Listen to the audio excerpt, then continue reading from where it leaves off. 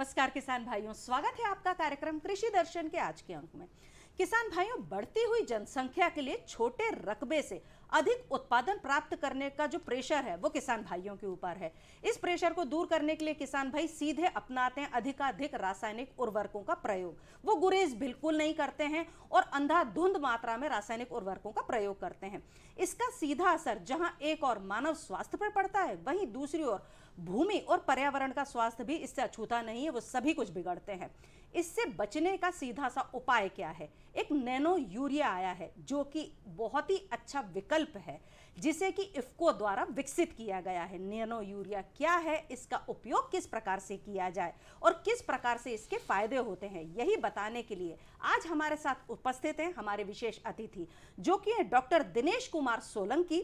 ये मुख्य प्रबंधक हैं इफ्को भोपाल से। नमस्कार सर। नमस्कार, बहुत बहुत स्वागत है आपका। डॉक्टर साहब, सबसे पहले तो आप हमारे किसान भाइयों को ये बताइए कि नैनो यूरिया होता क्या है? जैसे अभी आपने पहले शुरुआत में कहा कि किसान जो अपना उत्पादन लेता है, हाँ जी। उत्पादन लेने के लिए उसे बहुत सारे पोषक तत्वों की जरूरत पड़ती है। और किसान जो है ना, दो स्रोत होते हैं, रासायनिक खादों के द्वारा, कार्बनिक खादों के द्वारा। जी जी। क्योंकि कार्बनिक खादों की उपलब्धता आज कम है, हाँ जी। इसीलिए सारा किसानों का जो फोकस रहता है वो रासायनिक खादों के ऊपर रहता है जी। और वो बिना मिट्टी परीक्षण कराए हुए, हाँ जी। मिट्टी की जांच कराए हुए अंधाधुंध रूप से वो इन रासायनिक खादों का उपयोग करता है। बिल्कुल। और रासायनिक खादों के उपयोग करने से क्या होता है कि न सिर्फ हमारी ज़मीन है, ज़मीन भी खराब होती है, हमारा पर्यावरण भी खराब होता है। हाँ जी। और साथ साथ किसान की जेब पे उसका बोझ भी पड़ता है और उसका आर्थिक लाभ उनको उतना नहीं मिल पाता जितना मिलना चाहिए। जी जी। तो इन्हीं सारी समस्याओं को दूर करने के लिए इफ्को द्वारा ये प्रयास किया गया है, इफ्को नैनो यूरिया। अच्छा। और ये जो किसान जो दाने वाला यूरिया किसान अपनी खेती में उपयोग करता है, उसी का ये बेहतर विकल्प आज के समय में ये हो गया है। और चूंकि किसान रासायनिक खादों की, जैसे आप बात कर रही थी, सबसे ज़्यादा अगर उपयोग करता है तो यूरिया का ही उपयोग करता है रासायनिक खादों में। तो उसके लिए नैनो यूरिया एक बहुत अच्छा विकल्प है। जी जी। नैनो यूरिया के लाभ और अगर आप बताना चाहें हमारे किसान भाइयों को। जैसे कि मैं कह रहा था अभी, दाने वाला यूरिया जी। जो किसान के लिए, जब हम कोई भी फसल उगाते हैं, खेती करते हैं, तो उसमें जो मुख्य पोषक तत्व होता है नाइट्रोजन। जी। नाइट्रोजन किसी फसल की बढ़वार के लिए बहुत जिम्मेदार होता है, बढ़वार और विकास के लिए। जी। और जब नाइट्रोजन की कमी खेत में किसान को लगता है, जी जी, और जब से कोई फसल खड़ी हुई है और उस फसल में पीलापन आने लगता है, तो किसान को सबसे पहले ध्यान आता है यूरिया का। जी। और आमतौर से देखा भी जाए तो जितना भी हम नाइट्रोजन का उपयोग हम अपनी फसलों में करते हैं, उसका लगभग 82% हिस्सा, 80 से लेकर के 82% हिस्सा हम यूरिया के माध्यम से ही देते हैं। बाकी 18 से 20% किसान भाई बुवाई के समय, जैसे आपने देखा होगा, डीएपी है, हाँ, या जो दूसरे कॉम्प्लेक्स हैं 12-32-16 है, 10-26-26 है, या दूसरे इस तरह की कॉम्प्लेक्स हैं, उनका उपयोग बुवाई के समय करता है, जिससे 18 से 20% नाइट्रोजन उस समय मिल जाती है। तो जो किसान को खड़ी फसल में आमतौर से किसान अधिक मात्रा में यूरिया का उपयोग करता है, जो दाने वाले यूरिया, जो हम परंपरागत यूरिया या सामान्य यूरिया कहते हैं। जी। और ये जो यूरिया जब खेत में डाला जाता है तो ये 30 से लेकर 45% तक ही फसल इसका उपयोग करती है। हाँ, बाकी ये क्या होता है, या तो जड़ क्षेत्र में घुल करके पानी के साथ नीचे चला जाता है। जी जी। तो जो पानी होता है उसको खराब करता है और इससे जमीन में अम्लता बढ़ती है। तो जमीन की अम्लता बढ़ने से जो पोषक तत्व फसल को मिलने चाहिए उनमें भी रुकावट डालता है। जी। साथ साथ ये जमीन पर जब पड़ा रह जाता है तो उस समय जो इसकी गैस बनती है, जैसे अमोनिया गैस है या नाइट्रस ऑक्साइड गैस है, ये गैस के रूप में भी हवा में उड़ता है। हाँ, और ये हमारे पर्यावरण को भी खराब करता है। हाँ, तो ये जल, पानी और पर्यावरण तीनों चीज़ों को खराब करता है। और इसी चीज़ को ध्यान में रखते हुए एक बार हमारे आदरणीय प्रधानमंत्री जी ने भी ये आह्वान किया था लोगों को अपने मन की बात में कि हमको रासायनिक खादों का, खासतौर से यूरिया का उपयोग कम करना चाहिए। और इसी उपयोग को करने के लिए, चूंकि इससे नाइट्रोजन मिलता है, नाइट्रोजन को देना ही है, तो इसका विकल्प क्या हो सकता है, इसके लिए फिर इफ्को प्रबंधन द्वारा हमारे जो प्रबंध निदेशक हैं डॉक्टर उदय शंकर अवस्थी जी, उन्होंने ये प्रयास किया कि इस तरह का ऐसा कोई विकल्प लाया जाए जिसका हम सीधा पौधों के ऊपर उपयोग करें, जिससे हमारी मिट्टी भी बची रहे, हमारा पर्यावरण भी बची रहे। तो इसके लिए नैनो यूरिया का निर्माण हमारे इफ्को द्वारा किया गया है और जो आज किसानों के बीच में काफ़ी पॉपुलर भी हो रहा है। इफ्को को इसके लिए हम बधाई देना चाहते हैं। डॉक्टर साहब, आप ये बताइए कि नैनो यूरिया प्रमुख रूप से काम किस प्रकार से करता है? देखिए, नैनो यूरिया आमतौर से ये बोतल में आता है। अच्छा। जैसे अभी आपने देखा होगा जितने भी जो रासायनिक खाद हम देखते हैं, दाने वाला यूरिया जो आता है वो बोरे में आता है, दाने वाले रूप में आपने देखा होगा। वो 45 किलोग्राम का बोरा होता है। और अभी जो नैनो यूरिया है वो 500 ml की बोतल, आधा लीटर की बोतल होती है, उसे लिक्विड रूप में आ रहा है। अच्छा जी। और इसका फायदा ये है कि हम सीधे पत्ती के ऊपर छिड़काव के माध्यम से जी। जैसे खड़ी फसल में यूरिया को तुम छिड़काव के द्वारा देते हैं। हाँ जी। लेकिन इसको हम स्प्रे पंप के द्वारा, चाहे वो स्प्रे पंप मैनुअल भी हो सकता है, पावर स्प्रेयर भी हो सकता है, तो उसके छिड़काव के माध्यम से हम इसको खड़ी फसल में पौधों की पत्तियों के ऊपर हम इसको देते हैं। वैसे तो हमेशा से हम जो किसान भाइयों को समझाते आए हैं कि अगर वो यूरिया डालें तो जब वो बुवाई कर रहे हैं तो पहले यूरिया डालें फिर उसका बीज बोएं, लेकिन आप कह रहे हैं खड़ी फसल पर नैनो यूरिया का प्रयोग। हाँ, जो नाइट्रोजन होती है, जो मैं कह रहा हूँ कि जो बुवाई के समय जो किसान डालता है, डीएपी डालता है या एनपीके जो भी ग्रेड है वो डालता है, बुवाई के समय वो तो डालना ही है उसको, बट डालना ही। लेकिन किसान क्या करता है, जब आमतौर से जो फसल की जो पहले पानी सिंचाई देते हैं उस समय वो दाने वाला यूरिया फसल में उपयोग करता है। तो अब हमारा मतलब ये है कि उसकी जगह पे अब हम इसको दाने वाले यूरिया की जगह पे ये हम अपना नैनो यूरिया का उपयोग कर सकते हैं। और नैनो यूरिया चूँकि लिक्विड रूप में है और इसको हम छिड़काव के माध्यम से, स्प्रे पंप के माध्यम से, चाहे वो स्प्रे पंप मैनुअल वाला हो सकता है, चाहे बैटरी वाला हो सकता है, चाहे पावर स्प्रेयर भी हो सकता है, और आज के समय में तो किसान ड्रोन का भी उपयोग कर रहा है। ड्रोन के माध्यम से भी किसान जो है अब वो अपना नैनो यूरिया का स्प्रे अपने खेतों में कर रहा है। और बहुत सी जगह हमने भी, इफ़को ने भी काफ़ी प्रयास किया है, किसानों के खेतों में इस तरह के हमने प्रदर्शन भी लगाए हैं को, और उनको ड्रोन के माध्यम से भी इसको बड़ा अच्छी तरह से इसका छिड़काव करके किसान अपना समय भी बचा सकता है, पैसे भी बचा सकता है, और एक सही तरीके से जो नैनो यूरिया का पौधे के ऊपर जाना चाहिए उस तरह में उसके हम डाल सकते हैं। जी, जैसे कि आपने बताया कि छिड़काव कर सकते हैं, तो मेरे मन में भी एक प्रश्न आ रहा है, क्या किसान भाई ड्रिप इरिगेशन के द्वारा भी इसको जो पर्याप्त कर सकते हैं, अपने खेतों में लगाकर उसका लाभ ले सकते हैं? ये आपने बहुत बढ़िया सवाल किया है कि आमतौर से किसानों के बीच में भी हम जब जाते हैं तो किसान भी हमारे से ये क्वेश्चन करते हैं, प्रश्न करते हैं। देखिए, ये कि चूंकि ये जो नैनो टेक्नोलॉजी के खाद है, पहले आप नैनो यूरिया के बारे में समझिए। ये जो नैनो टेक्नोलॉजी है इसमें जो पार्टिकल्स होता है वो नैनो पार्टिकल्स होता है, बहुत छोटा पार्टिकल्स होता है। और वो पार्टिकल्स इतना छोटा होता है हम आंखों से उसे नहीं देख सकते। तो जब पार्टिकल्स को जब लिक्विड के रूप में जब हम पौधे के ऊपर स्प्रे करते हैं पत्ती के ऊपर, तो पत्ती के माध्यम से, स्टोमेटा के माध्यम से, या जो पौधे की जो क्यूटिकल्स है उसके माध्यम से पौधे के अंदर ये चला जाता है, और वहाँ पे पौधे की कोशिकाएं होती हैं, कोशिकाओं के अंदर वैक्यूल्स होते हैं, वहाँ जाके ये डिपोजिट हो जाता है। इसकी ये थ्योरी है। लेकिन अब आपने कहा कि ड्रिप के माध्यम से, चूंकि ये नैनो टेक्नोलॉजी वाला खाद है और नैनो पार्टिकल इतना छोटा होता है कि जब मिट्टी कण के साथ में संपर्क में आता है तो ये जो अपना उस फॉर्म में नहीं रहता जिस फॉर्म में पौधे को मिलना चाहिए। तो इसलिए किसान भाइयों से मैं निवेदन करूंगा, ये ड्रिप के माध्यम से इसका उपयोग नहीं करें। इसका उपयोग किसान भाई सिर्फ स्प्रे के माध्यम से करें, छिड़काव के माध्यम से करें। जी। फसल उत्पादन में नैनो यूरिया का महत्व क्या है, ये बहुत बढ़िया सवाल किया आपने। जैसे मैं कह रहा था कि जैसे दाने वाला यूरिया हम डालते हैं, दाने वाले यूरिया से बहुत सारे ज़मीन में, मैंने अभी बताया, बहुत सारे नुकसान भी हैं। और उन नुकसानों की कमी को पूर्ति करने के लिए नैनो यूरिया बनाया गया है। तो नैनो यूरिया जब हम डालते हैं तो नैनो यूरिया डालते हैं, जैसे मैंने कहा कि वो 35 से 40% या 45% की फसल का उपयोग होता है। लेकिन जब नैनो यूरिया डालते हैं तो ये हमारी फसल में 80 से लेकर के 90% तक ये जो फसल को पूरा उपलब्ध हो जाता है। और अभी तो कुछ इस तरह का और सुधार इसमें किया गया है कि अभी 90% 95% तक भी ये पौधे के लिए उपलब्ध हो रहा है। सिर्फ इसमें ये ध्यान रखने वाली बात है, ये पौधे की पत्ती के ऊपर जाना चाहिए। पौधे की पत्ती की बजाय या जमीन में गिरेगा तो इसका उपयोग उतना नहीं मिल पाएगा, क्योंकि पत्ती के माध्यम से ही पौधे के सिस्टम में जाता है। और सिस्टम में जाने के बाद, जैसे आपने कहा कैसे उपयोग करता है, तो पौधे के अंदर जाने के बाद जब भी पौधे को नाइट्रोजन की जरूरत होती है, और ये उसी तरह से मिलता है जैसे कि पौधे के अंदर चला गया। अगर पौधे को नाइट्रोजन जरूरत नहीं है तो उतना में नहीं मिलेगा वो। लेकिन जब भी पौधे के अंदर नाइट्रोजन की कमी होगी, वहाँ से वो सिस्टम में जा करके उसकी पूर्ति कर देगा। इसीलिए इसका फायदा ये है कि जैसे हम दाने वाले यूरिया डालते हैं फसल में, तो उससे क्या होता है, फसल की बढ़वार एक साथ दिखती है और पौधे किसानों को हरा रंग बहुत ज़्यादा दिखता है। तो किसानों को लगता है इसका प्रभाव बहुत जल्दी दिख रहा है। लेकिन दाने वाले यूरिया का प्रभाव जितना जल्दी दिखता है उतना जल्दी पौधे के अंदर से खत्म भी होता है।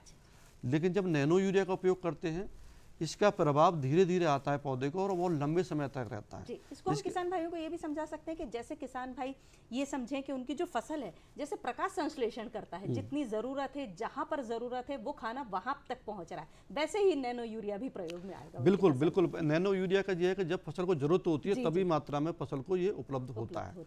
तो किसानों को लिए ये सस्ता भी है, जैसे मैंने आप कहा कि इसके लाभ क्या है, ये किसानों की सस्ता भी है, लाना ले जाना आसान है। आप देखिए अगर किसान कोई अगर दाने वाला यूरिया 20 बोरी लेके आ रहा है अपने खेतों के लिए, तो उसे किसी साधन के माध्यम से, ट्रैक्टर ट्रॉली के माध्यम से किसी से लाना पड़ेगा। लेकिन अगर वही किसान अगर 20 बोतल लेके आ रहा है तो वो अपने थैले में भी लेके आराम से आ सकता है, क्योंकि एक जो नैनो की बोतल है वो एक 45 किलोग्राम के बोरे के बराबर ये पौधे को नाइट्रोजन प्रदान करता है। जी डॉक्टर साहब, हम आपसे और चर्चा आगे जारी रखेंगे। किसान भाइयों, अब समय हो चला एक छोटे से ब्रेक का, आप कहीं मत जाइएगा।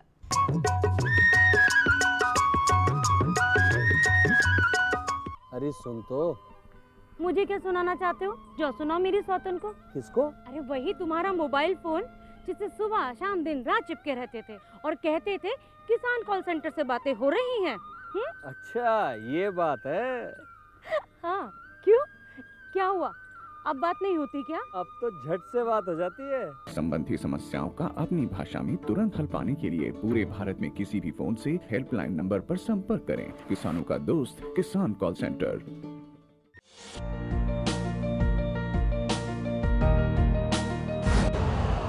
यूरिया का स्वदेशी उत्पादन 70 लाख टन बढ़ाने के लिए 6 उर्वरक संयंत्रों का उद्धार किया जा रहा है। FCIL के गोरखपुर, सिंदरी, तलचर और रामागुंडम संयंत्र, HFCL की बरौनी इकाई और BVFCL की नामरू फोर्थ। सोने पर सुहागा ये है कि देश में अब बनेगा सिर्फ नीम लेपित यूरिया, क्योंकि इससे होगा किसानों का फायदा ही फायदा। अनाज का उत्पादन 10% तक बढ़ेगा, बढ़ेगी 10 से 15% नाइट्रोजन क्षमता।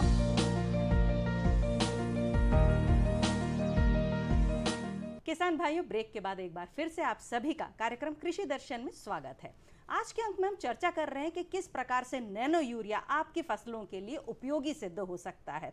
आज हमारे साथ चर्चा करने के लिए डॉक्टर दिनेश कुमार सोलंकी जी हमारे साथ उपस्थित हैं।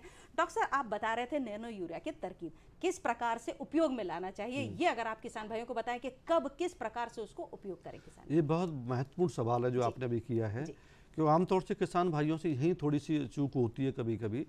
क्योंकि ये देखिए, मैंने पहले भी कहा कि ये पत्तियों पर डालने वाला उर्वरक है, पत्तियों के ऊपर डाला जाता है और इसका सही मात्रा और सही समय। अब समय के लिए सबसे बड़ी बात यह है कि जब कोई फसल है, जैसे मैं बात करूं मध्य प्रदेश में अभी गेहूं की फसल है, और गेहूं की फसल में जब शुरुआत की अवस्था में जब किसान भाई यूरिया का उपयोग करता है तो वो 20 से 25 दिन पे करता है। उस अवस्था पे पौधे की पत्तियाँ बहुत छोटी होती हैं, तो उसमें अगर स्प्रे करेगा तो उसका लगभग 50 से 60% जमीन में चला जाता है। अच्छा। तो जो पौधे को मिलता है वो 40 से 50% ही पौधे को मिल पाता है। अच्छा। तो इसका मतलब उसकी जो डोज है वो अंडर डोज हो जाती है, तो जिसके उसका प्रभाव किसान को उतना मात्रा में जो मिलना चाहिए उतना नहीं मिलता है। ऐसी दशा में मैं किसान भाइयों से यहाँ निवेदन करूँगा कि ऐसी जो फसल हैं जिनकी पत्तियाँ शुरुआत की अवस्था में छोटी होती हैं, वो पहला जो नैनो का जो यूरिया का जो वो है वो दाने वाले यूरिया से दें। अच्छा। लेकिन उसकी मात्रा आधा कर दें। अच्छा।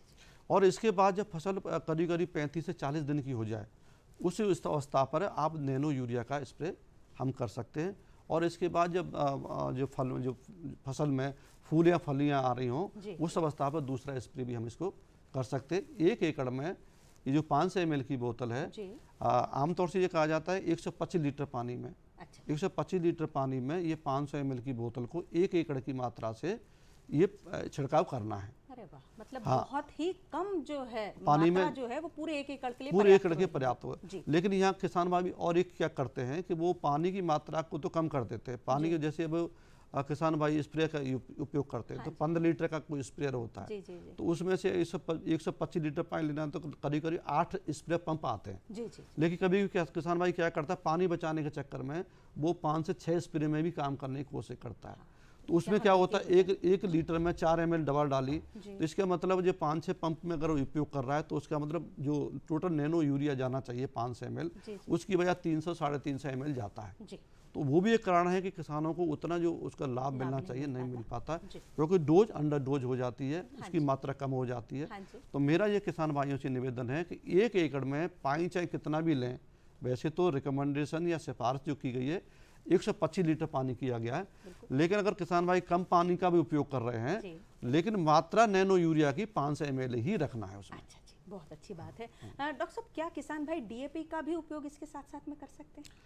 देखिए, डीएपी हम जो कह रहे हैं, मैं बुवाई के समय जो शुरुआत की अवस्था में जब फसल जब किसान भाई बोते हैं उस समय हम डीएपी डालेंगे, तो डीएपी से तो नाइट्रोजन और फॉस्फोरस मिलता है। तो चूंकि जो डीएपी फॉस्फोरस है वो जड़ तंत्र को मजबूत करता है, तो पौधे की जब भी जो शुरुआत की अवस्था होती है, पौधे को जड़ तंत्र को मजबूत करने के लिए हम जो है डीएपी का उपयोग कर सकते हैं। और ये खड़ी फसल में डीएपी का अभी इसमें नहीं कर सकते, लेकिन जब आपने एक बात की है तो अभी हम एक नैनो डीएपी हम लेके आ रहे हैं। अच्छा जी, वही मेरे मन में भी एक और प्रश्न चल नैनो रहा था कि डीएपी क्या नहीं, इसके साथ आपने में आपने और- बड़ा अच्छा सवाल किया है, बड़ा सामयिक सवाल है। और ये हम नैनो डीएपी भी हम लेके आ रहे हैं, बहुत ही जल्दी किसानों के बीच में आ गया। और उसके जो किसानों के लेवल पे जो किसानों के खेतों में हमने ट्रायल किए हैं, कृषि यूनिवर्सिटीज़ में हमने ट्रायल किए हैं, KVKG पे ट्रायल किए हैं, ICR के बहुत सारे अनुसंधान केंद्रों पे भी ट्रायल किए हैं। उन ट्रायलों को हमने सरकार को दे दिया है, और सरकार की जब भी अनुमति मिल जाएगी तो हम बहुत जल्दी ही किसानों के बीच में नैनो डीएपी भी लेके आएंगे। अभी हम नैनो यूरिया तो कॉमर्शियल लेवल पर किसानों के लिए लेके आ गए हैं, और उम्मीद है बहुत जल्दी ही नैनो डीएपी भी किसानों के लिए आएगी। हाँ जी, अगर किसान भाई ये जानना चाहे कि नैनो यूरिया उन्हें उपलब्ध कहाँ से होगा? देखिए, नैनो यूरिया का जो है आज सहकारी समितियों के माध्यम से भी है, और जितने भी रिटेल पॉइंट हैं, जितने भी चाहे IFFDC केंद्र हैं, इफ़को बाजार के जो फ्रेंचाइजी हैं उन पे मिलता है, इफ़को किसान सेवा केंद्रों के माध्यम से मिल रहा है, और ये जो अभी हम IPL के माध्यम से भी, IPL के जितने भी डीलर्स हैं उनको भी हमने इसमें अपना एक अनुबंध किया हुआ है, उनके माध्यम से भी हम किसानों को उपलब्ध करा रहे हैं। तो किसान को नज़दीक में, किसान को कहीं दूर नहीं जाना, किसान के आसपास भी जितने भी दुकानें हैं वहाँ पर जितने भी रासायनिक खाद जहाँ मिल रहे हैं, वहाँ नैनो यूरिया आपको किसानों को वहाँ पर उपलब्ध हो जाएगा। किसान वहाँ से लेकर के अपना सही मात्रा में, जो मैं कह रहा हूँ, उसका परिणाम तभी मिलेगा जब सही मात्रा में सही समय पर उसका उपयोग करेंगे। उसकी मात्रा का जो है 500 ml की जो बोतल है वो 1 एकड़ के लिए आपको उपयोग करना ही है, चाहे पानी आप कितने लीजिए, चाहे ड्रोन के माध्यम से करेंगे। अब ड्रोन में तो 10 लीटर पानी आता है, ड्रोन की अगर एक बार हम देखें तो 10 लीटर पानी आता है ड्रोन में, लेकिन हमको पूरा, अब आप ये कहेंगे कि 1 लीटर में 4 ml देना है, तो उसकी वजह से 40 ml ही जाएगा, लेकिन नहीं, वहाँ पे हमको पूरी बोतल डालना है, और पूरी बोतल के द्वारा हम पूरे ड्रोन के माध्यम से 1 एकड़ में उसका छिड़काव कर सकते हैं। जी, डॉक्टर साहब आप आए हमारे स्टूडियो में और हमारे किसान भाइयों को इतनी रोचक जानकारी दी, जिससे कि मुझे लगता है कि आगे चलकर किसान भाइयों को इसका लाभ जरूर लेंगे। आप आए उसके लिए बहुत बहुत धन्यवाद। बहुत बहुत नमस्कार, सभी नमस्कार किसान भाई। किसान भाइयों, आप कहीं मत जाइएगा, अब समय हो चला है खबरें खेती का। नमस्कार किसान भाइयों, बहुत स्वागत है आपका खबरें खेती में। आइए शुरुआत करते हैं प्रमुख समाचारों के साथ। टमाटर की नई किस्म किसानों तक पहुंचाएं, अंतर्राष्ट्रीय मिलेट वर्ष 2023 का कैलेंडर जारी। मध्य प्रदेश में कृषि उद्योगों के लिए अनुकूल वातावरण, मिर्च को रोग मुक्त रखें और प्रशिक्षण के बाद अंगूर लगाएं। आइए शुरुआत करते हैं टमाटर की नई किस्म किसानों तक कैसे पहुंचाएं इस विषय को लेकर। केंद्रीय कृषि मंत्री श्री नरेंद्र सिंह तोमर ने भारतीय सब्जी अनुसंधान संस्थान वाराणसी का गत दिनों दौरा किया। इस भ्रमण में केंद्रीय मंत्री ने संस्थान के विभिन्न परियोजनाओं से जुड़े चयनित गांवों के किसानों से बातचीत की तथा संस्थान द्वारा चलाई जा रही विभिन्न गतिविधियों की जानकारी ली। यहां किसानों ने संस्थान के द्वारा उनके गांव में चलाई जा रही परियोजनाओं तथा उनसे मिले बीजों, प्रशिक्षण, समय समय पर प्रक्षेत्र भ्रमण और संस्थान के वैज्ञानिकों द्वारा कृषि समस्याओं के निदान से संतुष्टि जाहिर की। संस्थान से जुड़ने के बाद होने वाले लाभों के बारे में कृषि मंत्री को बताया गया। इसी क्रम में श्री तोमर ने शोध क्षेत्र का भी भ्रमण किया तथा गाजर, टमाटर, मिर्च, मटर, जैविक एवं प्राकृतिक खेती, ग्राफ्टिंग तथा विकसित तकनीकों तथा गर्मी में उगाए जाने वाले टमाटर की किस्म काशी अद्भुत एवं ब्रिमाटो के साथ ही पोमेटो की भी जमकर सराहना की। उन्होंने किसानों तक इन्हें जल्द से जल्द पहुंचाए जाने को भी कहा। श्री तोमर ने FPO से आए प्रतिनिधियों को संस्थान द्वारा विकसित तकनीकों के इस्तेमाल से अपनी आय को बढ़ाने के लिए प्रोत्साहित किया। इसी दौरान कृषि मंत्री ने संस्थान में पौधरोपण भी किया तथा मशरूम, मधुमक्खी एवं प्रसंस्करण इकाई का भ्रमण किया। संस्थान के निदेशक ने सब्जी उत्पादन बढ़ाने में भारतीय सब्जी अनुसंधान संस्थान वाराणसी की भूमिका से रूबरू करवाया। उन्होंने बताया कि विगत 20 वर्षों में संस्थान के द्वारा 100 से अधिक किस्में एवं सब्जी उत्पादन की तकनीकें विकसित की गई हैं। अंतर्राष्ट्रीय मिलेट वर्ष 2023 का कैलेंडर जारी। संयुक्त राष्ट्र द्वारा घोषित वर्ष 2023 को मध्य प्रदेश में भी अंतर्राष्ट्रीय मिलेट वर्ष के रूप में मनाने के लिए कैलेंडर जारी कर दिया गया है। इस वर्ष विभिन्न विभागों द्वारा मोटे अनाज के उपयोग को अधिक से अधिक बढ़ावा देने के लिए व्यापक गतिविधियां की जाएंगी। संबंधित विभागों के लिए विभागीय गतिविधियां तय कर दी गई हैं। अंतर्राष्ट्रीय मिलेट वर्ष 2023 में मध्य प्रदेश की मोटे अनाज फसलों का निरंतर और व्यापक प्रचार प्रसार होगा। मिलेट वर्ष में मिलेट संबंधित उत्पादन, विपणन तथा मिलेट फसलों के प्रति आमजन में रुचि उत्पन्न करने के लिए विभिन्न विभागों की माहवार गतिविधियों का कैलेंडर तैयार कर जारी किया गया है। इसके लिए समय समय पर अंतर विभागीय बैठक भी होगी। कृषि विभाग, पंचायत एवं ग्रामीण विकास, महिला बाल विकास, स्वास्थ्य एवं परिवार कल्याण, स्कूल शिक्षा एवं उच्च शिक्षा, आदिम जाति कल्याण, उद्यानिकी एवं खाद्य प्रसंस्करण, सूक्ष्म लघु एवं मध्यम उद्यम, राज्य जैविक प्रमाणीकरण बोर्ड, मध्य प्रदेश ग्रामीण आजीविका मिशन के साथ ही एपिडा, मध्य प्रदेश राज्य पर्यटन विकास निगम, दूरदर्शन, आकाशवाणी और जनसंपर्क विभाग की भूमिकाएं तय की गई हैं। मध्य प्रदेश में कृषि उद्योगों के लिए अनुकूल वातावरण। मध्य प्रदेश में कृषि और खाद्य प्रसंस्करण क्षेत्र में मौजूद अपार संभावनाओं को देखते हुए इंदौर में आयोजित ग्लोबल इन्वेस्टर समिट में agriculture, food and dairy processing पर विशेष सत्र आयोजित किया गया।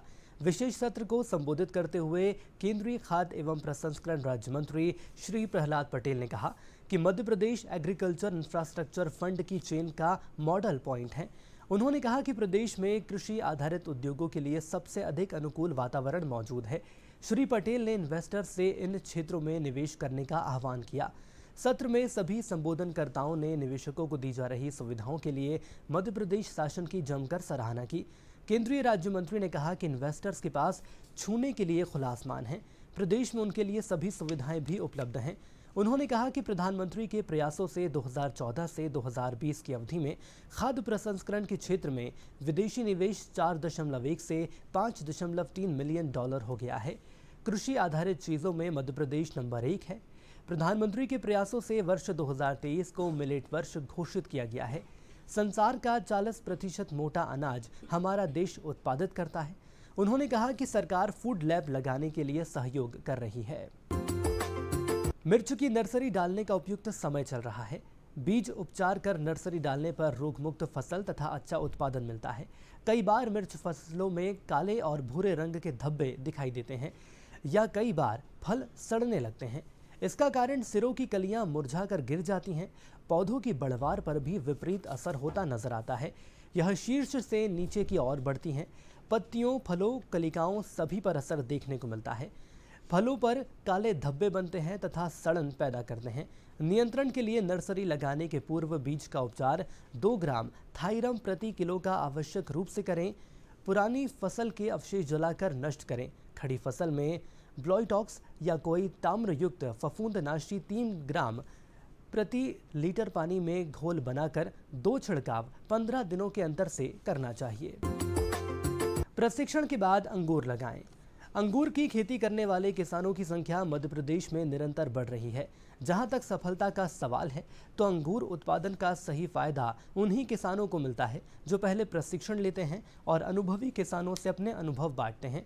ऐसे में ज़रूरी है कि अंगूर लगाने की इच्छा रखने वाले किसान भाई पहले प्रशिक्षण ज़रूर लें। अंगूर लगाने का यह उपयुक्त समय चल रहा है। पूसा सिडेल्स अथवा ब्यूटी सिडेल्स अंगूर की अच्छी किस्में हैं। इसे लगाने के लिए 75 बाय 75 सेंटीमीटर चौड़े तथा गहरे गड्ढे तैयार कर लें। प्रत्येक गड्ढों में गोबर खाद डालें तथा 1 kilo single super phosphate, 500 gram muriate of potash भी डालें। गड्ढे 2 बाय 2 मीटर दूरी पर बनाएं। बेल चढ़ाने के लिए तारों का पंडाल बनाना पड़ता है। बेलों की कटाई एक विशेष अवस्था में करने से अच्छे फल आते हैं। अब मध्य प्रदेश में अंगूर की खेती का रकबा निरंतर बढ़ रहा है। कई जिलों में अंगूर की खेती की जा रही है। और इसी के साथ किसान भाइयों, खबरें खेती में आज के लिए इतना ही। मुझे दीजिए इजाजत। नमस्कार। किसान भाइयों, ये तो था हमारा आज का कार्यक्रम कृषि दर्शन का। आज के अंक में हमने जाना कि किस प्रकार से आपके खेतों के लिए नैनो यूरिया बहुत ज़्यादा महत्वपूर्ण है। आप इसको उपयोग में लेकर अपनी फसलों को और बढ़वार ले सकते हैं और अपनी खेती को बढ़ा सकते हैं। अगले अंक में फिर होगी मुलाकात कुछ अन्य कृषि संबंधित जानकारियों के साथ, लेकिन उससे पहले आपको ये बता दें कि अगर आप हमारा आज का ये अंक देखना भूल गए हो तो कल सुबह 7:30 पर पुनः प्रसारण आप देख सकते हैं। अगले अंक तक के लिए नमस्कार।